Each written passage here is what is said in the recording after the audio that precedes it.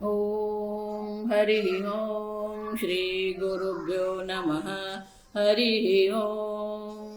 ॐ पार्थाय प्रतिबोधितां भगवता नारायणेन स्वयं व्यासेन ग्रथितां पुराणमुनिना मध्ये महाभारतम् अद्वैतामृतवर्षिणीं भगवतीम् अष्टादशाध्यायिनीम् अम्ब त्वामनुसन्दधामि भगवद्गीते भवद्वेषिणीम्। नमोऽस्तु ते व्यासविशालबुद्धे पुल्लारविन्दायतपत्रनेत्र येन त्वया भारततैलपूर्णः प्रज्वालितो ज्ञानमय प्रदीपः प्रपन्नपारिजाताय स्तोत्रवेत्रैकपाणये ज्ञानमुद्राय कृष्णाय गीतामृतदुहे नमः। सर्वोपनिषदो गावः दुग्धा गोपालनन्दनः पार्थो वत्ससुधीर्भोक्ता दुग्धं गीतामृतं महत्। वसुदेवसुतं देवं कंसचाणूरमर्दनं देवकी परमानन्दं कृष्णं वन्दे जगद्गुरुं। भीष्मद्रोण तथा जयद्रथजला गान्धारनीलोत्पला शल्यग्राहवती कृपेण वहने कर्णेन वेलाकुला। अश्वत्थामविकर्णघोरमकरा दुर्योधनावर्तिनी सोत्तीर्णा खलु पाण्डवैरणनदी कैवर्तकः केशवः।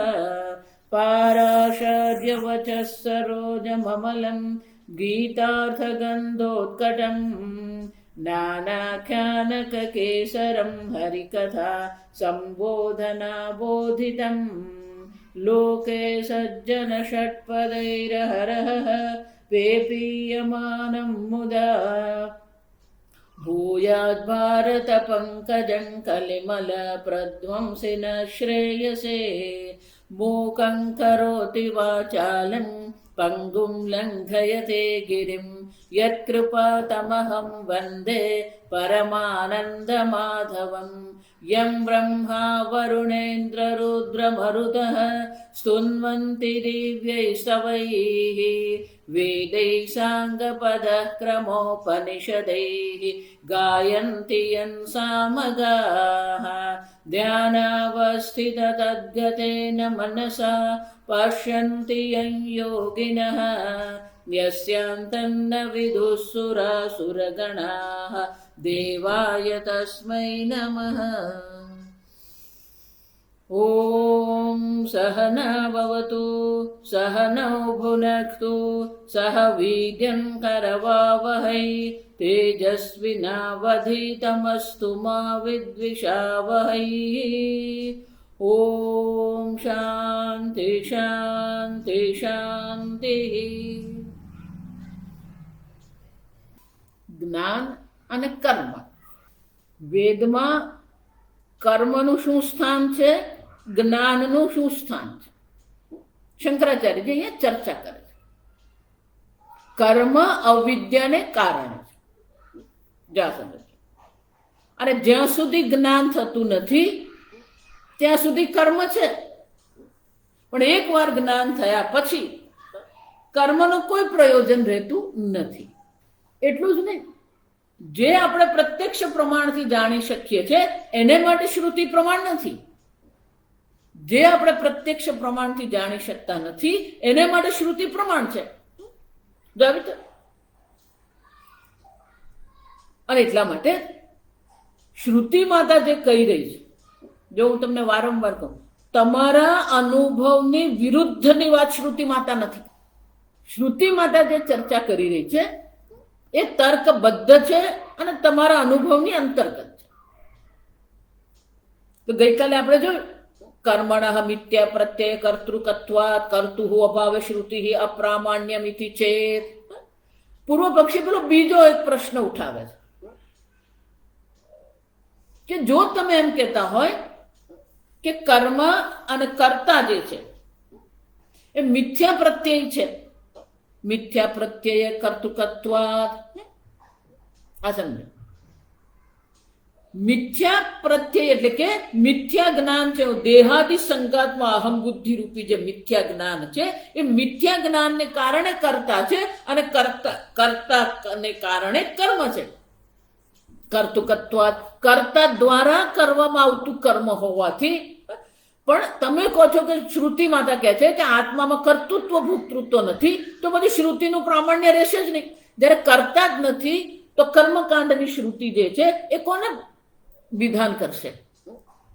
આત્મા જો અકર્તા હોય, કરતું હો અભાવાત, જો કરતા છે જ નહીં તો બધી શ્રુતિ માતા કોને વિધાન કરવાની? શ્રુતિ માતાનું પ્રામાણ્ય રહેશે જ નહીં. એટલે શંકરાચાર્ય કહે છે એવું નથી. બ્રહ્મ વિદ્યાયામ અર્થવત્તોપપત્તેઃ, જે કર્મનું વિધાન શ્રુતિ માતા કરી રહી છે એની સાર્થકતા ક્યાં છે? બ્રહ્મ વિદ્યાયામ અર્થવત્વમ. ગઈકાલે મેં કહ્યું જ્યાં સુધી કર્મ દ્વારા અંતઃકરણની શુદ્ધિ થતી નથી, અંતઃકરણમાં નૈશ્ચલ્ય આવતું નથી, ત્યાં સુધી બ્રહ્મ જ્ઞાનની કોઈ શક્યતા નથી. અને એટલા માટે બ્રહ્મ જ્ઞાન માટે બ્રહ્મ વિદ્યાયા બ્રહ્મ જ્ઞાનની દ્રષ્ટિએ બ્રહ્મ જ્ઞાનના વિષયમાં અર્થવત્તોપપત્તેઃ એની સાર્થકતા છે. આ સમજ. કર્તા જે છે એ કર્તાને જે શાસ્ત્ર વિધાન કરે છે, વિહિત કર્મ પ્રતિષિદ્ધ કર્મ જે દર્શાવવામાં આવ્યા છે, કામ્ય કર્મ કે પ્રાયશ્ચિત કર્મ જે દર્શાવવામાં આવ્યા છે, એ શ્રુતિ માતા એ કર્તા જીવ જે છે, કર્તા ભોગતા જીવ જે છે એના કલ્યાણ માટે છે. અહીંયા તમે અધર્મ કરીને જે પ્રાપ્ત કરશો એ તમારા માટે ઈચ્છનીય છે જ નહીં. સમજ. એટલા માટે મહાભારતમાં વ્યાસજી શું કહે છે? પાપસ્ય ફલમ ન ઈચ્છતિ પાપસ્યાદ ન નિવર્તતે કશ્ચિત. કોઈને પાપનું ફળની ઈચ્છા નથી. પાપના ફળની ઈચ્છા કોઈને નથી, પણ પાપ કરવામાંથી કોઈ અટકતું જ નથી. પુણ્યસ્ય ફલમ ઈચ્છંતિ સર્વે. બધાને પુણ્યના ફળની ઈચ્છા છે. પુણ્યમ ન કરોતિ કશ્ચિત. પણ પુણ્ય કરવા કોણ તૈયાર છે? ભગવાન ભલે ને કહેતા યજ્ઞ દાન યજ્ઞ દાનમ તપઃ ન ત્યાજ્યમ કાર્યમેવ તથ. પણ કોણ યજ્ઞ કરવા તૈયાર છે? કોણ દાન કરવા તૈયાર છે? કોણ તપશ્ચર્યા કરવા તૈયાર છે?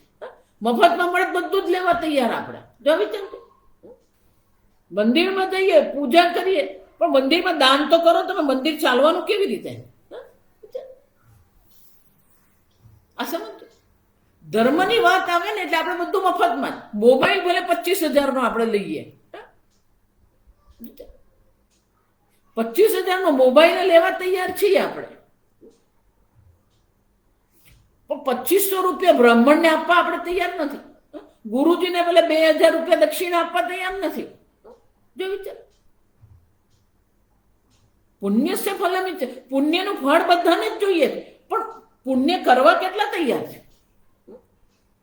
પુણ્યના 3 જ સાધન છે, યજ્ઞ દાન અને તપશ્ચર્યા. સમજો, કોઈ ચોથું નથી. પુણ્યમ ન કરોતિ કશ્ચિત. તો ધર્મ ને અધર્મ છે. શ્રુતિ માતા જે વિધાન કરી રહી છે, જે વિહિત કર્મ છે એ ધર્મ છે. શ્રુતિ માતા જેનો નિષેધ કરે છે અધર્મ છે. અને એની સાર્થકતા છે. મનુષ્ય જીવનમાં ધર્મ અને અધર્મની સાર્થકતા છે. ભલે મિથ્યા પ્રત્યયને કારણે કર્તૃત્વ છે, પણ મિથ્યા પ્રત્યયને કારણે જે કર્તૃત્વ જે છે, ભલે મિથ્યા પ્રત્યયને કારણે કર્તૃત્વ છે, છતાં પણ એ કર્તૃત્વ ક્યાં કામનું છે? ધર્મ અને અધર્મમાં કામનું છે. જ્યાં સમજ. મારા શ્રી બહુ સરસ કહેતા કે બ્રાહ્મણ જે છે, જો આ સમજો બરાબર, બ્રાહ્મણ છે તો એને પોતાના બ્રાહ્મણપણાનો અભિમાન એટલે કે પોતાનું સન્માન હોવું જોઈએ. હું બ્રાહ્મણ છું, અહંકાર નહીં. જો આ સમજો કે હું બ્રાહ્મણ છું એવું જો એને અભિમાન રહેશે તો એ બીજા કોઈ કર્મ કરતા શરમાશે. આ સમજ. ક્ષત્રિયને પોતાના ક્ષત્રિયત્વ પર અભિમાન હોવું જોઈએ, ગર્વ હોવો જોઈએ.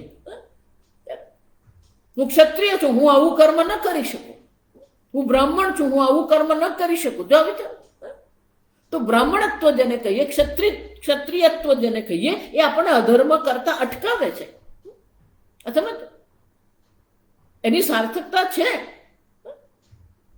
ભલે મિથ્યા પ્રત્યેને કારણે કર્તૃત્વ છે અને ખરેખર પારમાર્થિક રીતે કર્તૃત્વ નથી, છતાં પણ જ્યાં સુધી અવિદ્યા દેવી બેઠી છે ત્યાં સુધી એનું પણ એની સાર્થકતા છે, એની ઉપયોગિતા છે. સમજ. ભલે મોક્ષ તમને બ્રહ્મ વિદ્યાથી જ પ્રાપ્ત થવાનો છે, પણ એ બ્રહ્મ વિદ્યા માટે આ કર્મ પણ ઉપયોગી છે. યોગિન કર્મ કુર્વંતિ સંગમ ત્યક્તો આત્મશુદ્ધય. કાયેન વાચા મનસા કેવલ ઇન્દ્રિયૈરપી યોગિન કર્મ કુર્વંતિ. કાયાથી, ઇન્દ્રિયથી, મનથી, બુદ્ધિથી, વાણીથી યોગી કર્મ કરે છે. સમજ. પણ એ કર્મ શાના માટે કરે છે? સંગમ ત્યક્ત્વા. કર્મમાં એને કોઈ આસક્તિ નથી. નિષ્કામ ભાવથી એ કર્મ કરે છે, અને નિષ્કામ ભાવથી જયારે એ કર્મ કરે છે તો એનું પ્રયોજન શું છે? આત્મશુદ્ધયે. કર્મથી જ અંતઃકરણ શુદ્ધિ પ્રાપ્ત થવાની. કર્મ વિના અંતઃકરણ શુદ્ધિની કોઈ સંભાવના નથી. આ સમજ. અને એટલે શંકરાચાર્ય કહે છે બ્રહ્મ વિદ્યાયામ અર્થવત્વ ઉપપત્તે. ઉપપત્તિને સિદ્ધ થાય. કર્મની સાર્થકતા બ્રહ્મ વિદ્યામાં છે જ. નિયતમ કુરુ કર્મત્વમ કર્મજ્જાયો હિ અકર્મણઃ. અર્જુન, તું તારા નિયત કર્મનું, તારા કર્તવ્ય કર્મનું પાલન કર. કેમ? અકર્મ કરતા કર્મ વધારે સારું છે. નહીં કશિત ક્ષણમપી જાતુ તિષ્ઠતિ કર્મ કૃત. જ્યારે આપણે એક પણ ક્ષણ કર્મ કર્યા વગર રહી શકીએ એમ નથી, તો પછી કર્મ કરવું જ જોઈએ. સમજ. પણ કયું કર્મ આપણે કરીએ? જે શ્રુતિ માતા વિધાન કરે છે. અને એટલે શંકરાચાર્ય કહે છે કે બ્રહ્મ વિદ્યા માટે તો આ બધા કર્મ જે કહેવામાં આવ્યા છે એની સાર્થકતા સિદ્ધ થાય છે. સમજો. તો તમે કેવી રીતે એને સિદ્ધ કરો? કર્મ વિધિ શ્રુતિવત બ્રહ્મ વિદ્યા વિધિ શ્રુતે અપ્રામાણ્ય પ્રસંગથી છે. તો કે જો તમે એમ કહેતા હોય કે કર્મનું વિધાન કરનારી જે શ્રુતિ જે છે અને બ્રહ્મ વિદ્યાનું વિધાન કરનારી શ્રુતિ પણ છે, તો તમે તમારો વિરોધ કરી રહ્યા. જો સમજો, જેવી રીતે કર્મના વિધાન કરનારી શ્રુતિ જે છે એ નિરર્થક, એનું પ્રામાણ્ય કોઈ રહેતું નથી, એ જ રીતે બ્રહ્મ વિદ્યાનું કોઈ પ્રામાણ્ય નહીં રહેશે. તદ્બ્રહ્મ તદ્વિજિજ્ઞાસસ્વ. એ બ્રહ્મ છે, એ બ્રહ્મને જાણવાની ઈચ્છા કર. અને શ્રુતિ માતા ત્યાં શું કરે છે? બ્રહ્મ વિદ્યાનો કર્તવ્યતાનો ઉપદેશ શ્રુતિ માતા કરી જ રહી છે. એટલે પેલો કહે છે કે જો કર્મનું વિધાન કરનારી શ્રુતિ જો તમારા માટે નિરર્થક હોય તો બ્રહ્મ વિદ્યાનો ઉપદેશ કરનારી જે શ્રુતિ છે એ બધી પણ નિરર્થક થઈ જાય. શંકરાચાર્ય કહે છે તું આવું કેવી રીતે કહી શકે? કેમ? ન બાધક પ્રત્યે અનુપપત્તે યથા બ્રહ્મ વિદ્યા વિધિ શ્રુત્ય આત્મની અવગતે. કેમ? એનું બાદ કરનારો કોઈ સિદ્ધ થતો નથી. જો સમજ. જો એટલે હું તમને કહું, પ્રમાણ જે છે ને એ તમારે સમજવું જ પડે. બાધક અનુપપત્તિ એટલે શું છે? શ્રુતિ પ્રમાણ છે, એનો અર્થ શું થયો? પ્રમાણ શબ્દની સાથે 3 શબ્દ આવી જ જવાના છે. અપૂર્વ, અબાધિત, સ્વતંત્ર. પ્રમાણ કોને કહેવામાં? જે સ્વતંત્ર છે, અપૂર્વ છે. એ જે ચર્ચા કરે છે બીજા પ્રમાણ દ્વારા આપણે જાણી શકીએ એમ છે જ નહીં. એટલું જ નહીં, અબાધિતમ, અન્ય પ્રમાણ દ્વારા તમે એને બાધિત કરી શકો એમ નથી. બાધક અનુપપત્તે. એને બાધક કરનારું કોઈ પ્રત્યય છે જ નહીં. કયા પ્રમાણથી તમે શ્રુતિને બાધ કરશો? કયા પ્રમાણથી તમે શ્રુતિને કહેશો? જો વિચાર. એટલું જ નહીં, બ્રહ્મ વિદ્યા જે છે એ બ્રહ્મ વિદ્યા પણ કેવી છે? શ્રુતિ માતા આપણને જે બ્રહ્મ વિદ્યાનો ઉપદેશ કરે છે એને એકવાર જેને બ્રહ્મ વિદ્યા થઈ ગઈ, એશા બ્રાહ્મી સ્થિતિ પાર્થ નયનામ પ્રાપ્ય વિમુખ્યથી. અર્જુન, આ બ્રાહ્મી સ્થિતિ છે. એકવાર જેની બ્રહ્મ જ્ઞાનમાં નિષ્ઠા થઈ ગઈ, એ નામ પ્રાપ્ય, એ બ્રાહ્મી સ્થિતિ ન વિમુહ્યથી, ફરીથી એને મોહ થતો નથી, ફરીથી એનામાં કર્તૃત્વ ભોક્તૃત્વ આવતું નથી. જો સમજ, કોઈ પણ પ્રકારે એમાં કર્તૃત્વ ભોક્તૃત્વ સંભવ જ નથી. ફરીથી એ બ્રહ્મ વિદ્યાનો બાદ થઈ શકે એમ છે. શાસ્ત્ર પ્રમાણને પણ આપણે બાધિત કરી શકીએ એમ નથી. એટલું જ નહીં, બ્રહ્મ વિદ્યાનો બાધક કોણ? સર્વનો બાદ કરનાર બ્રહ્મ વિદ્યા છે, તો એનો બાધક કરનાર કોઈ રહેતો જ નથી. જો સમજ, સર્વ બાધિત થઈ ગયા પછી એ કેવી રીતે બ્રહ્મ વિદ્યાને બાધિત કરવું? એટલે પૂજ્ય સ્વામીજી હંમેશા કહેતા કે એકવાર જ્ઞાન થાય પછી જતું નથી, અને અજ્ઞાનની નિવૃત્તિ થયા પછી અજ્ઞાન પાછું આવતું નથી. બાધકનો પપત્ય. બ્રહ્મ વિદ્યાને બાધિત કરનારું કોઈ પ્રત્યય સંભવ જ નથી. શાસ્ત્ર પ્રમાણને પણ કોઈ બાધિત કરી શકે એમ નથી, અને બ્રહ્મ વિદ્યાને પણ કોઈ બાધિત કરી શકે એમ નથી. પુરુષાન્ન પરં કિંચિત સા કાષ્ઠા સા પરાગતિ. પુરુષથી પર, પુરુષથી અન્ય બીજું કઈ છે જ નહીં. સા કાષ્ઠા સા પરા, આ જ શ્રેષ્ઠ ગતિ છે, પરાગતિ છે. એનાથી બીજું કઈ છે જ નહીં. તો એને બાધિત કોણ કરવાનું? એટલે શંકરાચાર્ય સ્વયં સમજાવે છે. યથા બ્રહ્મ વિદ્યા વિધિ શ્રુત્ય આત્મની અવગતે. બ્રહ્મ વિદ્યાનું વિધાન કરનારી શ્રુતિ દ્વારા જ્યારે ગુરુ અને શાસ્ત્રના ઉપદેશથી આપણે આ બ્રહ્મ વિદ્યાની પ્રાપ્તિ આત્મની અવગતે, જ્યારે એ આત્માનું જ્ઞાન થાય છે ત્યારે શું થાય છે? દેહાદિ સંઘાતે અહમ પ્રત્યય બાધ્યતે. પછી દેહાદિ સંઘાતમાં જે અહમ પ્રત્યય છે એ બાધિત થઈ જાય છે. જેમ સૂર્યોદય બાધિત થઈ જાય છે, જેમ આકાશની નીલિમા બાધિત થઈ જાય છે, એમ દેહાદિ સંઘાતમાં જે અહમ પ્રત્યય છે એ બાધિત થઈ જાય છે. અને એકવાર એ બાધિત થઈ ગયો, દેહાદિ અહમ પ્રત્યય બાધ્યતે તથા આત્મની એવ આત્મ અવગતિ ન કદાચિત કેનચિત કથંચિત અપી બાધિતુમ શક્ય. આત્માની અવગતિ જે છે, આત્માનું જે જ્ઞાન જે છે, એકવાર જેને પોતાને સત્યમ જ્ઞાનમ અનંતમ બ્રહ્મ જેને જાણી લીધું, આત્મની એવ અવગતિ ન કદાચિત બાધિતુમ. એકવાર જેને આત્મામાં નિષ્ઠા થઈ ગઈ, જેને આત્મજ્ઞાન થઈ ગયું છે, કદાચિત ક્યારેય પણ કોઈના પણ દ્વારા કોઈ પણ પ્રકારે એને બાધિત કરી શકે એમ છે જ. ફલ વ્યતિરેક અવગતે હે યથા અગ્નિ ઉષ્ણ પ્રકાશ ચૈતી. કેમ? ફલ અવ્યતિરેક અવગતે હે.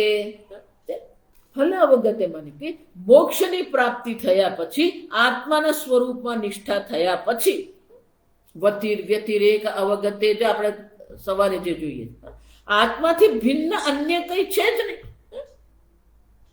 આત્માથી અન્ય કોઈનું તમને જ્ઞાન થતું હોય તો પછી એ સંભાવના છે. આત્માથી ભિન્ન કોઈ વસ્તુ જ નથી. આત્મજ્ઞાન અને આત્મજ્ઞાનનું ફળ આપણે મોક્ષ એમ જે કહીએ છીએ, તો મોક્ષથી ભિન્ન, આત્મજ્ઞાનથી ભિન્ન બીજું કોઈ ફળ જ નથી. જેમ યથા અગ્નિ ઉષ્ણ પ્રકાશ, તો ઉષ્ણતા અગ્નિનું સ્વરૂપ છે, તો ઉષ્ણતાથી ભિન્ન બીજું કોઈ અગ્નિમાં છે. આત્મ સચ્ચિદાનંદ બ્રહ્મ છે, તો એનાથી ભિન્ન મોક્ષ નામની વસ્તુ પણ નથી. આત્મજ્ઞાન મોક્ષનું નિશ્રેષનું સાધન છે એમ જ્યારે કહેવામાં આવે છે, તો આત્મજ્ઞાન અને એનું ફળ જે મોક્ષ જે છે એનાથી ભિન્ન બીજું કઈ છે. ફલ વ્યતિરેક અવગતે હે.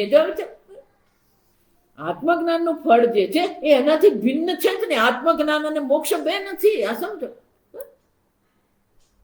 જ્ઞાનાદેવ તો કૈવલ્યમ કહીએ, અથવા તો અહીંયા ચોથા અધ્યાયમાં ભગવાને જેમ કીધું, જ્ઞાનાગ્નિ સર્વકર્માણી ભસ્મસાત કુરુતે. એકવાર જેને જ્ઞાન થયું તો જ્ઞાન રૂપી અગ્નિથી સર્વકર્મ બળીને ભસ્મ થઈ જાય. એકવાર જેને આ જ્ઞાન થઈ ગયું તો એ જ્ઞાનથી જે મોક્ષ ફળ જે છે એ એનાથી આત્મજ્ઞાનથી અવગત એટલે આત્મજ્ઞાનથી ભિન્ન છે. જેમ ઉષ્ણતા અગ્નિથી ભિન્ન નથી, પ્રકાશ અગ્નિથી ભિન્ન નથી, એમ મોક્ષ ફળ જે છે એ આત્મજ્ઞાનથી ભિન્ન નથી. મને આત્મજ્ઞાન તો થઈ ગયું પણ મોક્ષ મળ્યો નથી, શક્ય જ નથી. જો આવી રીતે અને એટલે શંકરાચાર્ય કહે છે ફલ અવ્યતિરેક અવગતે. અવગત એટલે જ્ઞાન, જ્ઞાનનું મોક્ષ ફળથી ભિન્નતા છે જ નહીં. ભગવાન જયારે એમ કે છે મામુપેત્ય તું કૌંતેય પુનર્જન્મ ન વિદ્યતે. એક વાર પરમાત્મા તત્વને જાણી લીધું પછી કોઈ પુનર્જન્મ છે જ નહીં. જ્યારે પુનર્જન્મ જ નથી તો પછી કયા કર્મની તમે વાત કરો, કયા ધર્મ ને અધર્મની તમે વાત કરો? કર્તૃત્વ જ નથી. નાયમ હંતિ ન હન્યતે. કથમ સ પુરુષ પાર્થ કમ હંતિ કમ ઘાતયતિ. એક વાર જેને પોતાના અવિનાશી આત્મા તત્વ જાણી લીધો છે, વેદા વિનાશનમ નિત્યમ એનમ અજમ અવ્યયમ. વેદ જે જાણે છે આત્માને એક અદ્વિતીય બ્રહ્મ સ્વરૂપ અવિનાશી આત્મા તરીકે જાણી લે છે, પછી એ પુરુષ કયા પ્રકારે કોઈની હત્યા કરે અથવા કોઈની પાસે હત્યા કરાવે. જો આ વિચાર એટલું જ નહીં. ન ચ કર્મ વિધિ શ્રુતે અપ્રામાણ્યમ. શંકરાચાર્ય કહે છે બ્રહ્મ વિદ્યાનું પણ અપ્રામાણ્ય નથી. એ જ રીતે કર્મ શ્રુતિ જે કર્મ વિધિ શ્રુતિ જે છે એનું પણ કોઈ અપ્રામાણ્ય નથી. પૂર્વ પ્રવૃત્તિ નિરોધે ઉત્તર ઉત્તર પ્રવૃત્તિ પૂર્વ પ્રવૃત્તિ જનનશ્ચ પ્રત્યેગાત્માભિમુખે પ્રવૃત્તિ ઉપદાનાર્થત્વા જ. શંકરાચાર્ય કહે છે આ એક ક્રમ છે. પૂર્વ પ્રવૃત્તિ નિરોધેને પહેલા જે કરવામાં આવી રહેલી પ્રવૃત્તિઓ છે એનો નિરોધ કરીને ઉત્તર પૂર્વ પ્રવૃત્તિ જનનસ્ય. પહેલા એ સ્વર્ગ માટે કર્મ કરતો હતો, પરિવાર માટે કર્મ કરતો હતો, તો એનો નિરોધ થઈ ગયો. હવે નિષ્કામ સકામ ભાવથી એ કર્મ કરતો હતો, હવે શું થઈ ગયું? નિષ્કામ ભાવથી એ કર્મ કરે. તો નિષ્કામ ભાવથી જયારે આપણે કરીએ ઉત્તર નિષ્કામ ભાવથી કર્મ કરવાનો આરંભ કરીએ તો એની આગળના જે સકામ ભાવથી કરવામાં આવતા કર્મ છે એનો ત્યાગ થઈ જવાનો. એ જ રીતે એક વાર નિષ્કામ ભાવથી કર્મ કરી અંતઃકરણ શુદ્ધિની પ્રાપ્તિ થઈ ગઈ, પછી કર્મનું કોઈ પ્રયોજન, પછી જ્ઞાનની જરૂર છે. છઠ્ઠા અધ્યાયનો પહેલા શ્લોકમાં ભગવાન એ જ કહે છે અનાશ્રિત કર્મ કાર્યમ કર્મ કરોતિ યહ સયોગી ચ સંન્યાસી.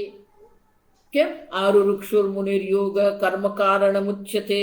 પૂર્વ જ્યાં સુધી અંતઃકરણની શુદ્ધિ થતી નથી, આરુરુક્ષો જેને આ જ્ઞાન યોગ પર આરૂઢ થવાની ઈચ્છા છે એને માટે કારણ સાધન કોણ છે? કર્મ છે.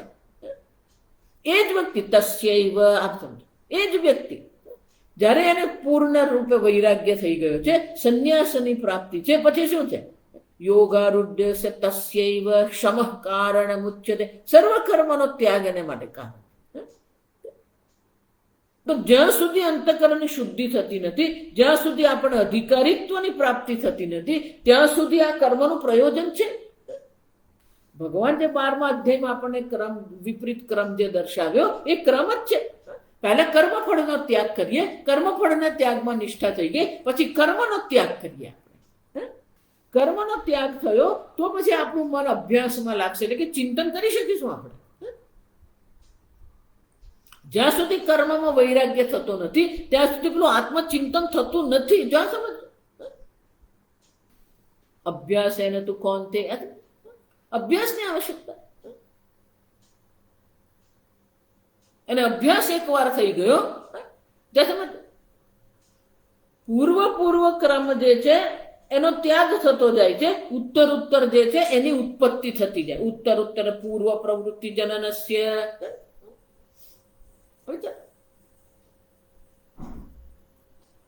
પૂર્વ પ્રવૃત્તિને આપણે અટકાવીને નિરોધ કરીને ઉત્તર કર્મ જે છે એનો જનક છે. જ્યાં સુધી કર્મફળ ત્યાગમાં નિષ્ઠા થતી નથી ત્યાં સુધી પેલો કર્મ સમર્પણ કરવાની બુદ્ધિ આવતી જ નથી.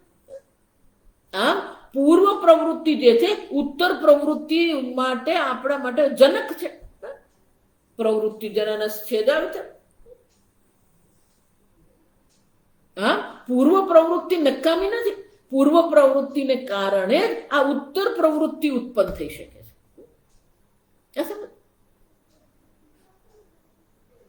આમ કર્મફળનો ત્યાગ કરીએ, કર્મફળનો ત્યાગમાં નિષ્ઠા થઈ ગઈ તો પછી આપણે કર્મના ત્યાગમાં આપણે નિષ્ઠા થશે.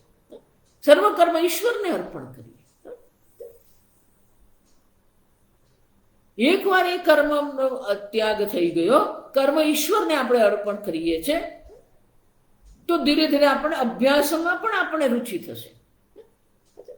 શંકરાચાર્ય કહે છે કર્મકાંડ નિરર્થક નથી. આપણે જ્યાં છે ત્યાંથી આપણે આગળ વધવાનું છે, તો જ્યાં છે એમાં જ આપણે નિષ્કામ ભાવથી કર્મ કરતા રહીશું તો એ જ વસ્તુ ઉત્તર પ્રવૃત્તિ માટે કારણ બનશે. એ જ ઉત્તર પ્રવૃત્તિ જે છે એ વળી પૂર્વ પ્રવૃત્તિ થઈ જશે અને એ બીજી પ્રવૃત્તિ માટે કારણ બનશે. પણ ક્યાં સુધી? પ્રત્યેગાત્મ અભિમુખ્ય પ્રવૃત્તિ ઉત્પાદનાર્થત્વાત. જો હું તમને વારંવાર કહું કે આપણે બધા સંસાર અભિમુખી, આપણી દ્રષ્ટિ પેલી સંસાર પર જ છે. વૈરાગી છે એને પણ દ્રષ્ટિ તો સંસાર પર જ છે.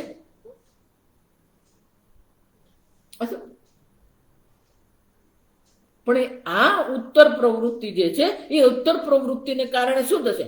પ્રત્યેગાત્મ અભિમુખ્ય પ્રવૃત્તિ, પ્રત્યેક આત્મા તરફ લઈ જનારી જે પ્રવૃત્તિઓ છે એમાં આપણને રુચિ થશે. આ પૂર્વ પ્રવૃત્તિ ઉત્તર પ્રવૃત્તિ માટે કારણ છે અને એ જ ઉત્તર પ્રવૃત્તિ દ્વારા જયારે આપણે અંતઃકરણ શુદ્ધિની પ્રાપ્તિ થાય છે તો અંતઃકરણ શુદ્ધિને કારણે આપણને આ સંસાર પ્રત્યે વૈરાગ્ય થાય છે અને પ્રત્યેક આત્મામાં રુચિ ઉત્પન્ન થાય. પ્રત્યેક આત્મા તરફ આપણી દ્રષ્ટિ જશે. આ સમજ. પૂર્વ પ્રવૃત્તિ ઉત્તર પ્રવૃત્તિ માટે કારણ બને છે. એને કારણે જ આપણે કર્મયોગ યોગની ભાવનાથી કર્મ કરીશું, ભક્તિ કરીશું અને એ કર્મયોગ અને ભક્તિને કારણે આપણા અંતઃકરણની શુદ્ધિ પ્રાપ્તિ થાય છે. તો એમાં વૈરાગ્ય થશે. વૈરાગ્યને કારણે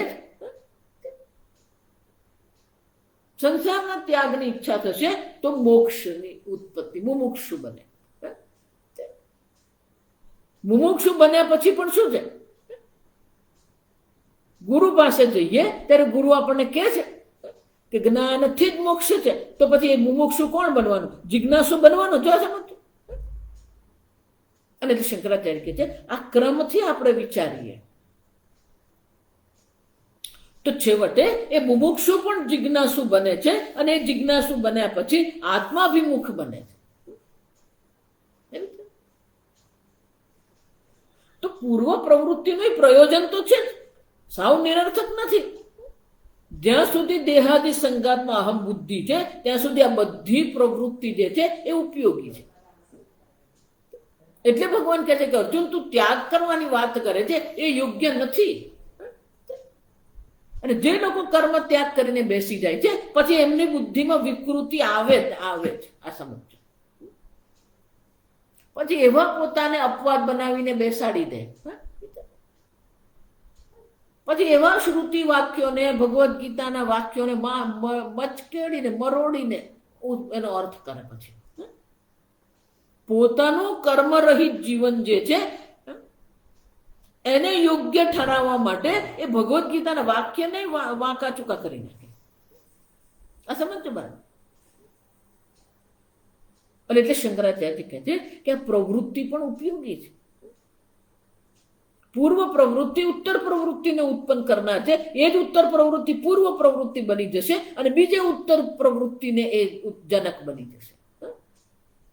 અને ક્યાં સુધી? આ પ્રત્યેગાત્મ અભિમુખ્ય પ્રવૃત્તિ ઉત્પાદનાર્થત્વાત. આમ છેવટે આત્મા અભિમુખી પ્રવૃત્તિ માટે ઉત્પન્ન થવા માટેનું કારણ બને છે. આત્મા અભિમુખ થશો કેવી રીતે તમે? અચાનક જ કોઈને આમ આત્મચિંતન નહીં થઈ જાય, અચાનક કોઈને બ્રહ્મજ્ઞાન નહીં થઈ જાય. એ આત્મામાં રુચિ છે કે નહીં? આત્મા અભિમુખ આપણે બનવું જ પડવાનું. જો તો આત્મા અભિમુખ કરનારી પ્રવૃત્તિઓ જે છે એની ઉત્પત્તિ માટે આ બધી પ્રવૃત્તિ ઉપયોગી છે. જો એટલે કહું, જે વેદાંતિઓ એમ કહે છે ને આ કરવાનું કોઈ કામ નથી, શું કામ છે, કઈ કરવાની જરૂર નથી, નહીં.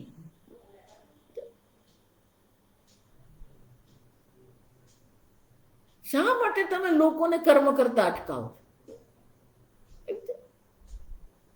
એકવાર એક આશ્રમમાં મને ભિક્ષા માટે બોલાય. જ્યાં સમજો કરે લોકો એવા વાક્યો બોલતા હોય છે. મારી સાથે બા હતા, બા કેરી નહીં ખાય, સામાન્ય વસ્તુ. જાઓ બાન કેરી નથી ખાવી, નહીં ખાય.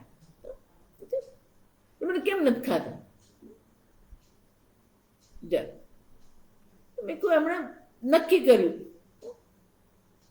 કે આ કારણ થઈ ગયું અને આ બાપુજી ગુજરી ગયા અને એમને મનમાં થઈ ગયું કે બાપુજી ગુજરી ગયા, મારે કેરી નથી ખાવી. બાપુજીને કેરી બહુ ભાવતી. તો એમનો એ પતિ પત્નીનો પ્રેમ છે. એટલે પછી જે ચાલુ થયું એમાં કેરી શું છોડી દેવાની, કેરી ખાય તો શું થઈ જવાનું હતું? નિરર્થક. પતિ પત્નીનો એ પ્રેમ છે. પતિ ગુજરી ગયા તો એમણે પતિને કેરી પસંદ હતી તો એમણે કેરી છોડી દીધી. આ બધું કઈક આ વ્રત કરવાના, ઉપવાસ કરવાની શું જરૂર? ગયા વર્ષે પેલો જાપાનના વૈજ્ઞાનિકે પુરવાર કર્યું કે ફાસ્ટિંગ કરવાથી, ઉપવાસ કરવાથી આપણું શરીર સ્વસ્થ રહે. તો એને નોબેલ પ્રાઇઝ મળી ગયો. અને આપણે ઉપવાસ કરવાની વાત કરીએ તો આપણા જ લોકો શું કરે? એની ટીકા જ કરે છે. એકાદશી કરે. એકાદશી શું કરવાની? આજથી શાકંભરી નવરાત્રી આરંભ થયો. આ વિચારતો શાકંભરી નવરાત્રી છે. માતાને શાકના ફળના શૃંગાર થાય.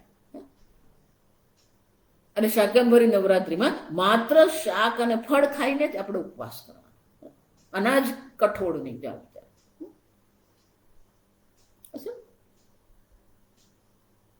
પેલું ફાસ્ટિંગ પર પેપર પાડે તેને નોબેલ પ્રાઇઝ મળી જાય, પણ આપણે ઉપવાસની વાત કરીએ તો આપણા જ લોકો ટીકા કરે. આ વિચાર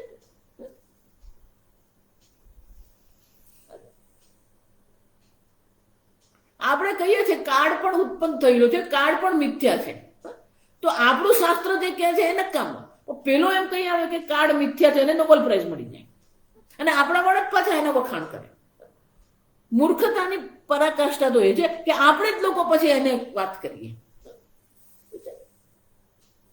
આપણું શાસ્ત્ર કઈ મૂર્ખ છે? આપણે શ્રુતિ માતા કઈ મૂર્ખ છે? આપણે ઋષિઓ મૂર્ખ છે? આ સમજો, આ સમજ. હવે પછી 9 દિવસ માત્ર શાક ખાવું જોઈએ. એની પાસે કારણ છે. આ સમજો બરાબર. વેદાંતિઓ શંકરાચાર્યજી શા માટે આ લખી રહ્યા છે? શંકરાચાર્યજીને ખબર જ હતી કે એવાય પાકશે કે જે કર્મનો વિરોધ કરશે. કર્મની કોઈ જરૂર નથી. કોણે કીધું કર્મની જરૂર? કોણે કીધું ઉપવાસની જરૂર નથી? કોણે કીધું પૂજા પાઠની જરૂર નથી? આ સમજ.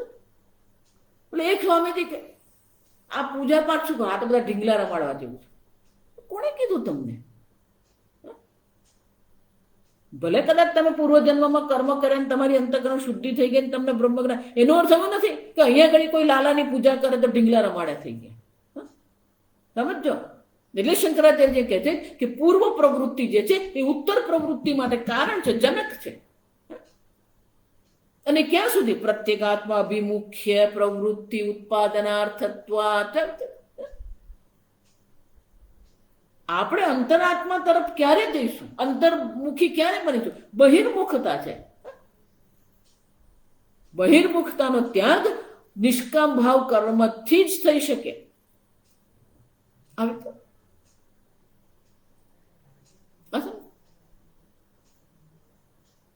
અને એટલા માટે શંકરાચાર્યજી કહે છે મિથ્યાત્વે અપી ઉપાયસ્ય ઉપેય સત્યતયા સત્યત્વમેવ. ભલે એ મિથ્યા છે, મિથ્યાત્વ કર્મનું મિથ્યાત્વ હોવા છતાં પણ ઉપાયસ્ય ઉપેય સત્યતયા, જો વિચાર, ઉપેયની સત્યતા હોવાને કારણે એની પણ એટલી જ સત્યતા છે. ઉપાયસ્ય સત્યત્વમેવ સ્યાદ. ભલે તત્વજ્ઞાનની દ્રષ્ટિએ વિચારીએ તો એ મિથ્યા પ્રત્યય છે, કર્તૃત્વ કર્મ મિથ્યા પ્રત્યય છે, પણ એ જ મિથ્યા પ્રત્યય એ જ બ્રહ્મ તત્વજ્ઞાન માટે ઉપયોગી છે.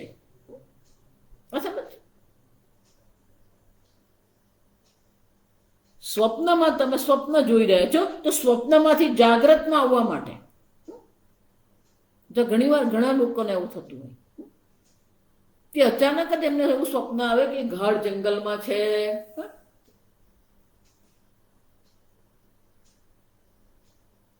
અને ગાઢ જંગલમાં જઈ રહ્યા છે અને અચાનક જ પેલી સિંહની ત્રાડ સંભળાય અને સિંહ હુમલો કરે. જ્યાં સમજ સ્વપ્નમાં સિંહે હુમલો કર્યો અને અહીંયા એ જાગી ગયા, ગભરાઈને જાગી ગયા. તો સ્વપ્નના સિંહ જે છે એને જાગ્રતમાં લાવવા માટે કારણ બન્યો કે નહીં? ઉપેયસ્ય સત્યત્વમાં. સમજ, ભલે મિથ્યા સિંહ છે પણ મિથ્યા સિંહથી એ જાગ્રત અવસ્થામાં.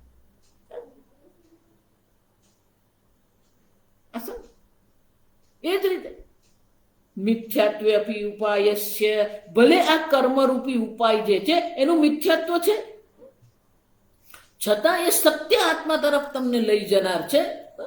અને એટલા માટે એટલી તો સત્યતા એની છે જ. સત્ય આત્મા તરફ એ તમને લઈ જનાર છે, પારમાર્થિક તત્વ તરફ એ લઈ જનાર તમને છે, આત્માભિમુખી કરનાર છે. એટલી સત્યતા તો એની છે. સંપૂર્ણતઃ કર્મને ઉડાડી નથી દેવાનું. ભલે કર્મથી મોક્ષ નથી,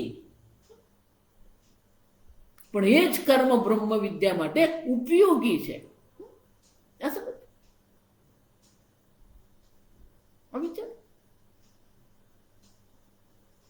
કેનોપનિષદમાં એવું જ બે પ્રકરણમાં દર્શાવવામાં આવ્યું. તદેવ બ્રહ્મત્વમ વિદ્ધિ નેદમ યદિ ઉપાસતે.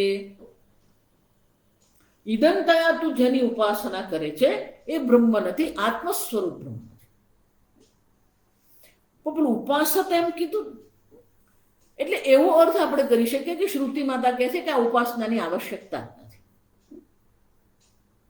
એ પેલું ત્રીજું પ્રકરણ છે જેમાં પેલી યક્ષની ઉપાસના દર્શાવવામાં આવે. ઉપાસના જેને કહીએ, પૂજા જેને કહીએ, જપ જેને કહીએ, યજ્ઞ કહીએ, દાન કહીએ, તપશ્ચર્યા કહીએ, સાવ નિરર્થક નથી. તત્વજ્ઞાન માટે ઉપાય છે. અને તે શંકરાચાર્યજી કહે છે યથા અર્થવાદાનામ વિધિશેષાણામ. અર્થવાદાનામ કર્મશાસ્ત્રમાં અનેક પ્રકારના વાક્યો છે. કેટલાક વિધિ વાક્ય છે, કેટલાક પ્રતિષિદ્ધ વાક્ય છે, કેટલાક મુખ્ય કર્મ છે, કેટલાક ઉપકર્મ છે, ગૌણ કર્મ.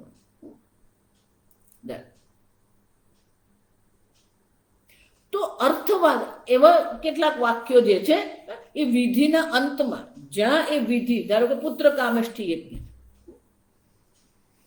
તો એક વિધિ જે દર્શાવવામાં આવી છે, વિધિના અંતમાં કેટલાક એવા વાક્ય જોવા મળે અર્થવાદાના, જે સ્તુતિ કરે છે, યજમાનની સ્તુતિ કરે, કર્મની સ્તુતિ કરે. તો એ સ્તુતિ પ્રશંસા જે કરવામાં આવી રહી છે એ નિરર્થક નથી. કેમ? કારણ કે એ સ્તુતિ દ્વારા જ એ યજમાનના મનમાં શ્રદ્ધા જન્મે. અર્થવાદ એટલે કે પ્રશંસા કરનારા જે વાક્યો જે છે એ બે પ્રયોજન છે. એક તો શ્રોતાના મનમાં એના પ્રત્યે રુચિ ઉત્પન્ન થાય, અને જે એ કર્મનું અનુષ્ઠાન કરી રહ્યો છે એના મનમાં દ્રઢ શ્રદ્ધા ઉત્પન્ન થાય. તો અર્થવાદના જે વાક્યો જે છે એ નિરર્થક નથી. ભલે સીધા સીધા એ કર્મમાં એનો કોઈ ઉપયોગ નથી, છતાં પણ યથા અર્થવાદાનામ વિધિશેષાણામ, એ વિધિશેષ એટલે કે વિધિ પછી વિધિશેષ છે, છતાં પણ એનો ઉપયોગ છે અર્થવાદનો. જ્યારે શ્રુતિ માતાએ અર્થવાદના વાક્યો લખે છે તો એ શાના માટે? આપણા મનમાં એ કર્મ કરવાની રુચિ ઉત્પન્ન થાય, અને જે કર્મ આપણે કરી રહ્યા છીએ તો આપણી શ્રદ્ધા દ્રઢ થાય એમાં. એટલે શંકરાચાર્ય કહે છે આપણે લોકોમાં પણ જોઈએ છે, આપણે લૌકિક વ્યવહારમાં પણ આ જોતા જ હોઈએ છીએ. આપણે લોકે અપી બાલોન્મત્તાદી નામ પયાદો પાયયિત્વે ચૂડાવર્ધનાદિ વચનમ. લોક વ્યવહારમાં આપણે જોઈએ પય પાયયિત્વે, કોઈને દૂધ પીવડાવવાનું હોય તો દૂધ પીવડાવવા માટે પેલું બાળક છે અથવા કોઈ મંદ બુદ્ધિ વાળો છે, એ દૂધ પીતો નથી, જીદ કરે નથી પીવું. શંકરાચાર્ય કહે છે આ રોજબરોજના જીવનમાં આપણે કરીએ જ છે અર્થવાદ. કેમ? પેલો બાળકને જો તું દૂધ પીશે ને તો તારી ચોટલી લાંબી થઈ જશે. એ જ વખતે પેલી ચોટી રાખવાની ને બ્રહ્મચારીને, પછી એ લોકોમાં સ્પર્ધા થતી હોય કે કોની ચોટલી લાંબી છે. તો એવું કેમ કહીએ આપણે? ખરેખર દૂધ પીવાથી ચોટલી લાંબી થતી નહીં હોય, એની શિખા લાંબી નહીં થાય. પણ પેલો અર્થવાદ કર. કેમ? પેલું દૂધ પ્રયોજન શું છે? પેલું દૂધ પીવડાવવું પ્રયોજન. પેલો મંદ બુદ્ધિ જો આ દૂધ પી જશે ને પછી બધું તું કરી શકે, એટલું કરવા માટે. ત્યાં પણ આપણે જે પ્રશંસા કરીએ છીએ તે શાના માટે? પેલું દૂધ પીવડાવવું પ્રયોજન છે. એ જ રીતે સંપૂર્ણ કર્મકાંડ જે છે એ કર્મકાંડનું પ્રામાણ્ય નથી એવું નથી. એની ઉપયોગિતા છે જ, એનું પ્રામાણ્ય છે જ, એનું પ્રયોજન પણ છે. શ્રુતિમાં અનેક પ્રકારથી પ્રશંસા કરે છે. કર્મનું પ્રયોજન છે એ આપણને આત્માભિમુખ કરી શકે છે. બહિર્મુખતાનો ત્યાગ કરાવીને રાગ દ્વેષાદિથી આપણે વિયુક્ત કરી શકે છે. અને શંકરાચાર્ય કહે છે પ્રકારાંતર સ્થાનામ ચ સાક્ષાદેવ પ્રામાણ્ય સિદ્ધિ પ્રાગાત્મજ્ઞાનાત. પ્રાગ આત્મજ્ઞાન, જ્યાં સુધી તમારે આત્મજ્ઞાન થતું નથી, જ્યાં સુધી આત્મજ્ઞાનમાં તમારી નિષ્ઠા થતી નથી, જો આ સમજો, ત્યાં સુધી દેહાભિમાન નિમિત્ત પ્રત્યક્ષાદિ પ્રામાણ્યવત. જેવી રીતે જ્યાં સુધી આત્મજ્ઞાન થતું નથી ત્યાં સુધી દેહાદિ સંઘાતમાં અહમભાવ કરીને આ પ્રત્યક્ષાદિ પ્રમાણની પ્રવૃત્તિ આપણે કરીએ છીએ. આ જગત મિથ્યા છે છતાં એમાં આપણે પ્રવૃત્તિ કરીએ જ છે. ભોજન કરીએ છીએ, અધ્યયન કરીએ છીએ, નોકરી કરીએ છીએ, ધનોપાર્જન કરીએ છીએ, વિવાહ પ્રસંગ છે, બાળ પ્રજોત્પત્તિ છે, સેવા કરીએ, બધું જ છે. સર્વ પ્રકારની પ્રવૃત્તિઓ કરીએ છીએ. પ્રમાણ પ્રવૃત્તિ પણ છે. પણ ક્યાં સુધી? પ્રાગાત્મજ્ઞાનાત. આત્મજ્ઞાન પહેલા દેહાદિ અભિમાન નિમિત્તથી જે પણ કઈ પ્રમાણ પ્રવૃત્તિ આપણે કરીએ છીએ એ બધી પ્રમાણ પ્રવૃત્તિ જેનું પ્રામાણ્ય છે. આ માતા છે ને, માતાની સેવા કરવાની જ છે. પછી એમ નહીં કહે બધું મિથ્યા, કોની સેવા કર? માતા મિથ્યા જ નહીં. પ્રત્યક્ષ પ્રમાણથી આ તમારી માતા છે, પ્રત્યક્ષ પ્રમાણથી આ ગુરુ છે, આ પિતા છે.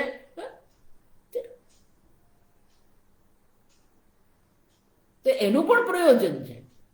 એ જ રીતે આત્મજ્ઞાન પહેલા જે પ્રકારાંતર સ્થાનામ ચ સાક્ષાદેવ પ્રામાણ્ય સિદ્ધિ છે. પ્રકારાંતર સ્થાનામ એટલે કે અન્ય પ્રકારથી, એટલે કે કર્મકાંડમાં જે આદેશ કરવામાં આવ્યા છે, જે વિધાન કરવામાં આવ્યા છે એનું પણ સાક્ષાત એટલે કે એનું પણ પ્રત્યક્ષ પ્રામાણ્ય સિદ્ધિ છે. કર્મ પૂર્ણતઃ નિરર્થક તો છે જ નહીં. એટલે ભગવાન અહીંયા 18મા અધ્યાયમાં શું કહી ગયા? યજ્ઞદાન તપ કર્મ ન ત્યાજ્યમ કાર્યમેવ તથ. યજ્ઞદાન તપ કર્મ પાવનાની મનીષિણામ, સ્પષ્ટ રૂપે ભગવાન કહે છે કે યજ્ઞદાન તપશ્ચર્યા દ્વારા જ તમારા અંતઃકરણની શુદ્ધિ થશે, અને અંતઃકરણની શુદ્ધિ થશે તો જ બ્રહ્મ જ્ઞાન થશે. અને એટલે શંકરાચાર્યજી કહે છે કે આત્મજ્ઞાન નહીં થાય ત્યાં સુધી આ કર્મનું પણ પ્રયોજન છે. કર્મ પૂર્ણતઃ નિષ્પ્રયોજન નથી. ભલે મિથ્યા પ્રત્યય છે, ભલે કર્તૃત્વ મિથ્યા છે, ભલે કર્મ મિથ્યા છે, પણ ક્યાં સુધી? જ્યાં સુધી બ્રહ્મ જ્ઞાન થતું નથી ત્યાં સુધી એની પણ સત્યતા છે, એનું પણ પ્રામાણ્ય છે. સમજો, કર્મને આમ ઉચકીને ફેંકી નહીં દેવા. અને એટલા માટે જ્યાં સુધી આ દેહાદિ સંગાતમાં અહમ બુદ્ધિ છે, જ્યાં સુધી અવિદ્યા દેવી બેઠી છે, ત્યાં સુધી કર્મનું પણ પ્રયોજન. સમજો જો, એટલા માટે શંકરાચાર્યજી પેલું કર્મ મિથ્યા પ્રત્યય છે અને કર્મથી મોક્ષ નથી એમ કહીએ ને, એટલે આપણા મનમાં એવું આવી જાય કે મારે કર્મ કરવું જ નથી. નહીં, પ્રાગ આત્મજ્ઞાન, આત્મજ્ઞાન થાય નહીં ત્યાં સુધી આ કર્મનું પ્રયોજન છે. અહીંયા જ ભગવાન શું કહે છે? સ્વકર્મણા તમભ્યર્ચ સિદ્ધિમ વિંદતિ માનવ. પોતાના કર્તવ્ય કર્મના પાલનથી જ તમને અંતઃકરણ શુદ્ધિની પ્રાપ્તિ થાય, તો જ પછી નૈષ્કર્મ્ય સિદ્ધિની પણ પ્રાપ્તિ થઈ શકે. પહેલા આ કર્મજન્ય સિદ્ધિ છે, પછી જ પેલું નૈષ્કર્મ્ય સિદ્ધિ. કર્મજન્ય સિદ્ધિ નહીં મળે ત્યાં સુધી નૈષ્કર્મ્ય સિદ્ધિની કોઈ સંભાવના નથી. આપણે જોઈ ગયા બધું આગળ.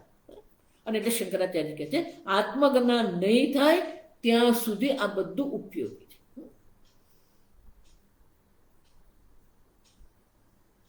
શંકરાચાર્ય બીજો અહીંયા એક બીજી ચર્ચા કરે.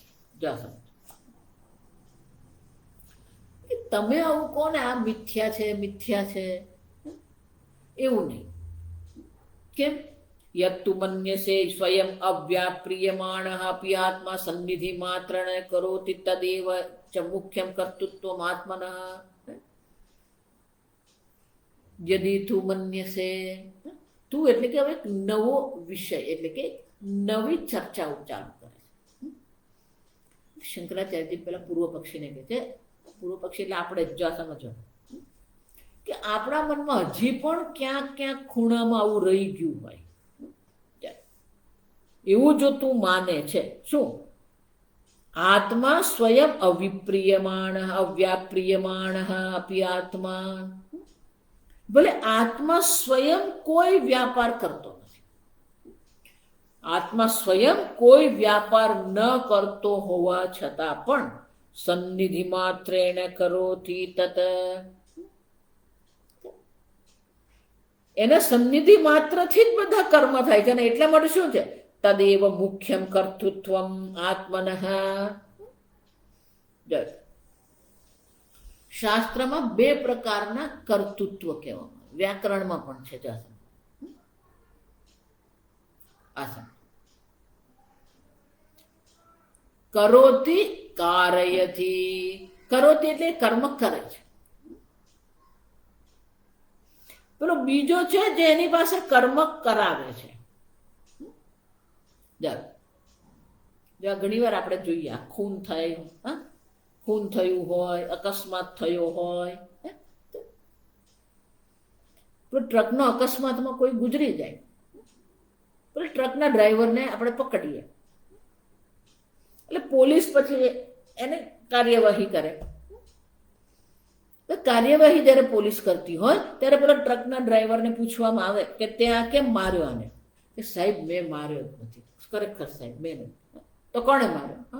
આ તો પેલા એ મને એવું કીધું કે તું આને ઉડાડી દે, હું તને 50,000 આપીશ ને એટલે મેં કર્યું. એનો અર્થ શું થયો? જે વ્યક્તિને એને ઉડાડ્યો, જે વ્યક્તિને એને મારી નાખ્યો, એ મારવાનું એ મુખ્ય કરતા નથી, ગૌણ કરતા છે. એની પાસે આ હનન ક્રિયા કરાવનાર છે ને એને મુખ્ય કરતા કહેવામાં. ખૂન કરનારો જે છે મુખ્ય કરતા નથી. મુખ્ય કરતા કોણ છે? જે ખૂન કરાવનાર છે ને એ મુખ્ય કરતા કહેવાય. એ જ રીતે અહીંયા કહે છે કે આત્મા ભલે સ્વયં કોઈ કર્મ કરતો નથી, સન્નિધિ માત્રેણ કરોતિ,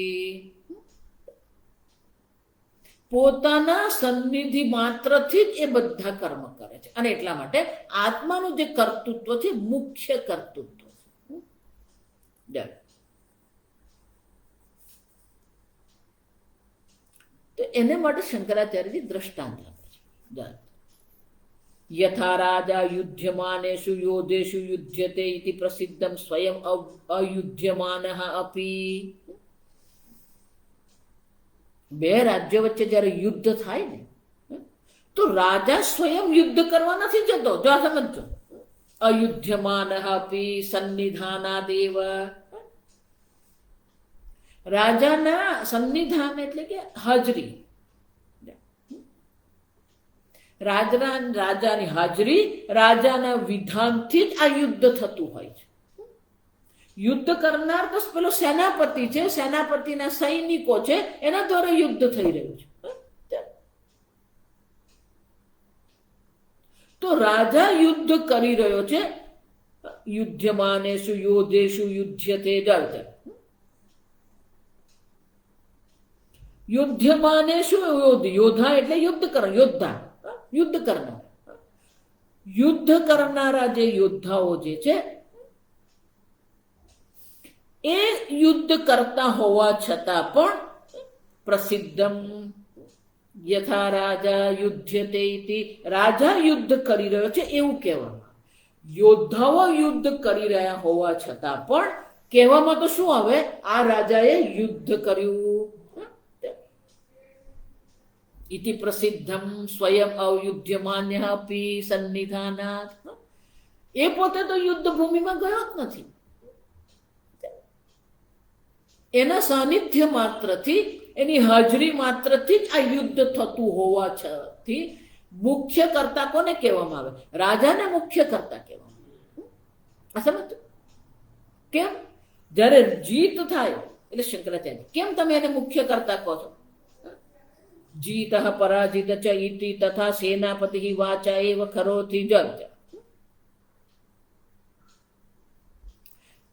જય અને પરાજય કોનો છે? સેનાપતિનો નથી. રાજાનો વિજય થયો એવું કહેવામાં આવે, રાજાનો પરાજય થયો એવું કહેવામાં આવે. જીતઃ પરાજિત, જીતી ગયો, પરાજિત થયો, હારી ગયો એવું જે કહેવામાં આવી રહ્યું છે તે કોને માટે કહેવામાં આવે છે? રાજાને કહેવામાં આવે છે. ભલે ને યુદ્ધ કરતો નથી છતાં પણ જીત કોની થઈ? રાજાની જીત થઈ. તથા સેનાપતિ વાચા એવ કરોતિ. સેનાપતિ તો ખાલી વાણીથી આદેશ જ કરે છે, સૈનિકોને આદેશ કરે. રાજા તો પોતાના પ્રાસાદમાં બેઠો જ છે, મહેલમાં બેઠો છે. એને સેનાપતિને આદેશ કર્યો અને સેનાપતિ સ્વયં પણ શું કરી રહ્યો છે? એ કર્મ નથી કરતો, યુદ્ધ નથી કરતો, એ સૈનિકોને આદેશ કરે છે. ક્રિયાફલ સંબંધ ચ રાજ્ઞ સેનાપતે ચ દ્રષ્ટ. આમ યુદ્ધ તો સૈનિકો કરતા હોવા છતાં પણ ક્રિયાફલ સંબંધ, એ યુદ્ધ ક્રિયાનું જે ફળ જે છે એનો સંબંધ સેનાપતિ અને રાજાની સાથે છે. ભલે ને બંને જણા યુદ્ધ નથી કરતા. તો મુખ્ય કર્તૃત્વ તો રાજાનું, સેનાપતિનું છે. અને એટલા માટે જય અને પરાજય પણ કોનો કહેવાય? પેલા સૈનિકને વિજય થયો એમ નહીં કહીએ આપણે, રાજાનો વિજય થયો. વિજય ઉત્સવ કરવામાં આવે ત્યારે પણ કોને તિલક કરવામાં આવે? કેનું સન્માન કરો? રાજાનું સન્માન કરવામાં આવે. એટલું જ નહીં, શંકરાચાર્યજી શાસ્ત્રોક્ત દ્રષ્ટાંત આપે. યથા ચ ઋત્વિક કર્મ યજમાનસ્ય. કર્મ પેલો બ્રાહ્મણ કરી રહ્યો છે. જો વિચાર, બ્રાહ્મણ યજ્ઞ કર્મ કરી રહ્યો છે. ઋત્વિક છે, યજ્ઞ કર્મ એ બ્રાહ્મણ કરે છે. તો બ્રાહ્મણ કર્મ કરી રહ્યો છે તો ફળ પણ બ્રાહ્મણને મળવું જોઈએ ને, યજમાનસ્ય. જેમ છે તો યજ્ઞ કર્મ કરવામાં પણ ભલે સીધી રીતે કરનાર બ્રાહ્મણ છે પણ મુખ્ય કરતા કોણ છે? યજમાન છે. યજમાનસ્ય મુખ્ય કર્તૃત્વ. જાણો છો કેમ? કારણ કે કર્મફળ કોને મળવાનું છે? યજમાનને મળશે, બ્રાહ્મણને નહીં મળે. બ્રાહ્મણને દક્ષિણા મળવાની છે. બ્રાહ્મણ જે કર્મ કરી રહ્યો છે એનું એને દ્રષ્ટ ફળ મળે, અને યજમાન જે કર્મ કરાવી રહ્યો છે એને અદૃષ્ટ પુણ્યની પ્રાપ્તિ થાય. આમ બ્રાહ્મણ જે યજ્ઞ કરે છે ગૌણ કરતા જે છે, મુખ્ય કરતા કોણ છે? યજમાન છે. તથા દેહાદીનામ કર્મ આત્મકૃતમ સ્યાત તત્ફલસ્ય આત્મગામિત્વાદ. અને એટલા માટે પેલો કહે છે, અને એ જ રીતે દેહાદીનામ કર્મ આત્મકૃતમ સ્યાત, આ દેહાદિ દ્વારા કર્મ થતા હોવા છતાં પણ એનો મુખ્ય કરતા તો આત્મા છે, અને એટલા માટે આત્માને જ એનું ફળ મળે. આમ પેલો પૂર્વ પક્ષી કહે છે કે નહીં, આત્મા ભલે સીધી રીતે કોઈ કર્મ કરતો નથી, જેવી રીતે રાજા કોઈ કર્મ કરતો નથી કે યજમાન કોઈ કર્મ કરતો નથી, પણ કર્મફળ તો યજમાનને જ મળે છે. વિજય, જય વિજયનો, જય વિજય માટે જેને આપણે કહીએ છીએ કોને મળે છે? રાજાને મળે છે. એ જ રીતે કર્મ ભલે ને દેહાદિ સંગાતથી થતા હોય પણ આત્મા મુખ્ય કરતા છે, અને એટલા માટે આત્માને જ કર્મફળ મળે છે. આવું જો તમે કહેતા હોય તો શંકરાચાર્યજી કહે છે આવું છે જ તદ અસત. આપણે આવતીકાલે જોઈશું કે એ યોગ્ય આત્માને મુખ્ય કરતા માનીએ અને દેહાદિ સંગાતને ગૌણ કરતા માનીએ એવું આપણે જો કહીએ એ યોગ્ય નથી. આવતીકાલે ઓમ સ્વસ્તિ પ્રજાભ્યઃ પરિપાલયન્તામ ન્યાયેન માર્ગેણ મહિં મહિષાઃ ગોબ્રાહ્મણેભ્યઃ શુભમસ્તુ નિત્યં લોકા સમસ્તા સુખિનો ભવन्तુ કાલે વર્ષતુ પર્જન્યઃ પૃથ્વી સસ્યશાલિની દેશોऽયં ક્ષોભરહિતઃ બ્રાહ્મણા સन्तુ નિર્ભયાઃ ઓમ સર્વેષાં સ્વસ્તિર્ભવતુ સર્વેષાં શાંતિર્ભવતુ સર્વેષાં પૂર્ણં ભવતુ સર્વેષાં મંગલં ભવતુ સર્વે ભવन्तુ સુખિનઃ સર્વે સन्तુ નિરામયાઃ સર્વે ભદ્રાણિ પશ્યन्तુ મા કશ્ચિत् દુઃખભાગ્ ભવેत् અસતો મા સદ્ગમય તમસો મા જ્યોતિર્ગમય મૃત્યોર્મા અમૃતંગમય.